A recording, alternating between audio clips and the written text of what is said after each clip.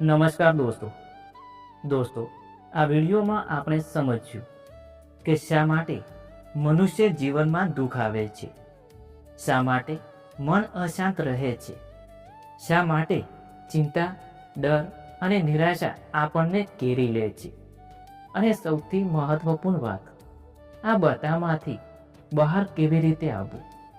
આ દુનિયામાં ઘણા લોકો જવાબ શોધે છે, પણ સાચા જવાબ ક્યાંય મળતા નથી. પણ એક એવો ગ્રંથ છે જે મનુષ્યના દરેક પ્રશ્નોના જવાબ આપે છે. એ છે શ્રીમદ ભગવદ્ ગીતા.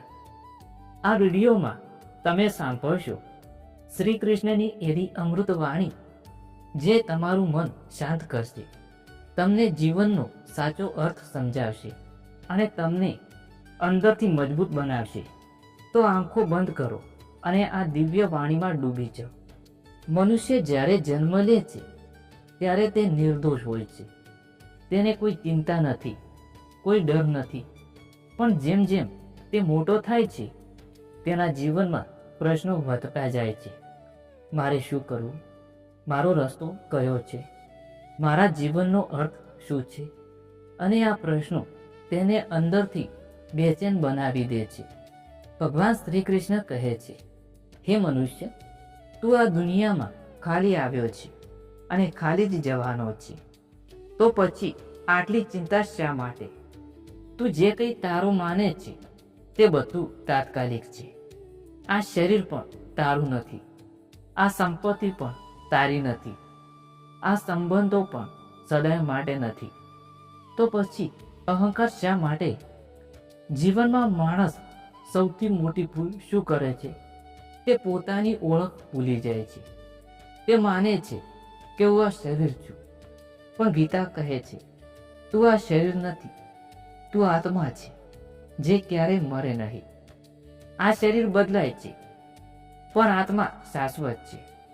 જ્યારે માણસ આ સત્ય સમજે છે ત્યારે તેના બધા ડર દૂર થઈ જાય છે, કારણ કે તેને ખબર પડે છે કે મૃત્યુ અંત નથી, પણ એક નવી શરૂઆત છે. જીવનમાં દુઃખ કેમ આવે છે? કારણ કે માણસ આસક્તિ રાખે છે. તે વસ્તુઓ સાથે જોડાઈ જાય છે, લોકો સાથે જોડાઈ જાય છે, અને જ્યારે તે વસ્તુઓ કે લોકો દૂર થઈ જાય છે ત્યારે તેને દુઃખ થાય છે. ભગવાન કહે છે, જે બદલાય છે તે પર વિશ્વાસ ન કર, કારણ કે જે બદલાય છે તે તને દુઃખ જ આપશે.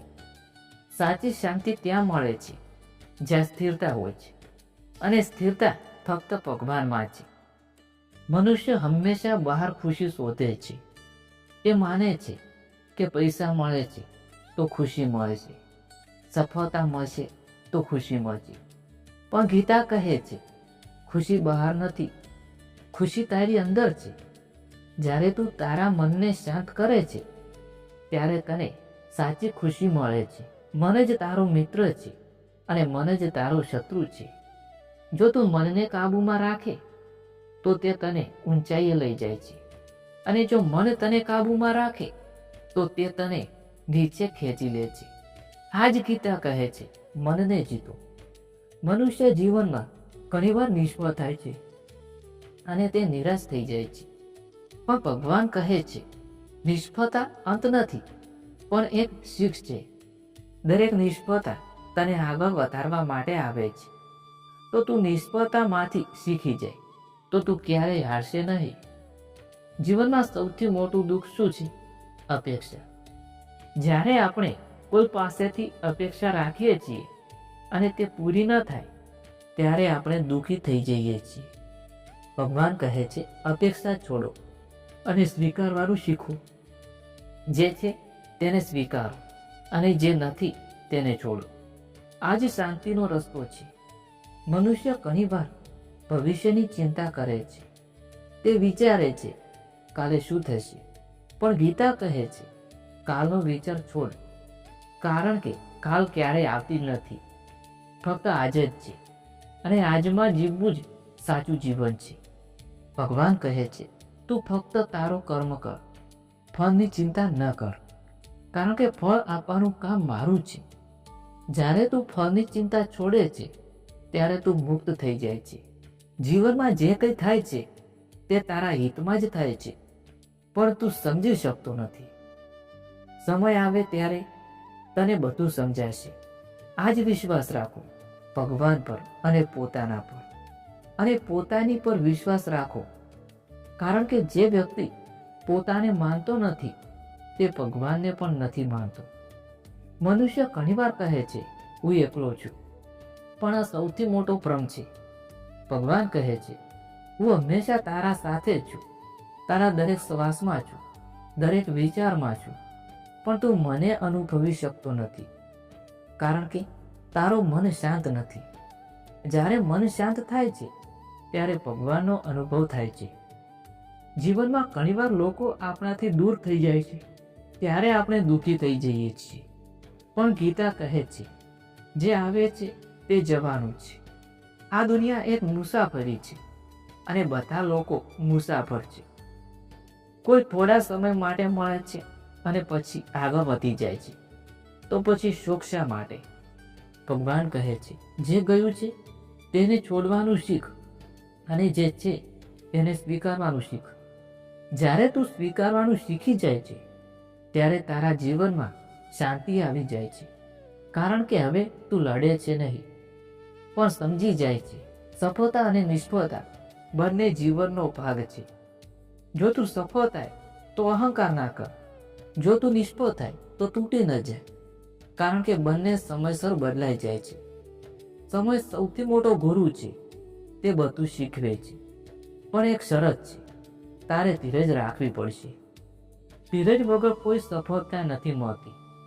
ભગવાન કહે છે ધીરજ રાખો, કારણ કે જે રાહ જોવે છે તેને બધું મળે છે, પણ યોગ્ય સમયે. જીવનમાં ઘણી વાર સમસ્યાઓ આવે છે, પણ ગીતા કહે છે સમસ્યા તને તોડવા માટે નથી આવતી, પણ તને મજબૂત બનાવવા માટે આવે છે. દરેક સમસ્યા એક તક છે જે તને કંઈક નવું શીખવે છે.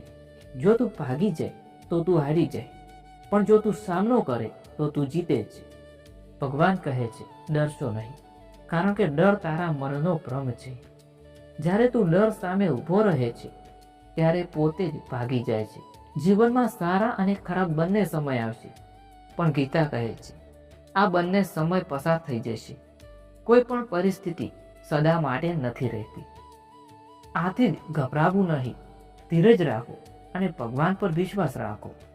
અંતમાં ભગવાન શ્રી કૃષ્ણ કહે છે જ્યારે તું આ બધા ભાર મને સોંપી દે છે ત્યારે હું તારી જિંદગી સંભાળી લઉં છું. તું ફક્ત મને યાદ કર અને વિશ્વાસ રાખ, હું તને ક્યારેય એકલો નથી છોડતો. જો આ વાણી તમને શાંતિ આપે તો આ વિડીયોને લાઈક કરો અને આવા જ જ્ઞાન માટે અમારી ચેનલ ALT જ્ઞાન ગુરુકુળને સબસ્ક્રાઈબ કરો. જય શ્રી કૃષ્ણ, જય શ્રી મહાકાળીમાં, જય શ્રી સતીમાં, જય ગોગાજી મહારાજ. ધન્યવાદ.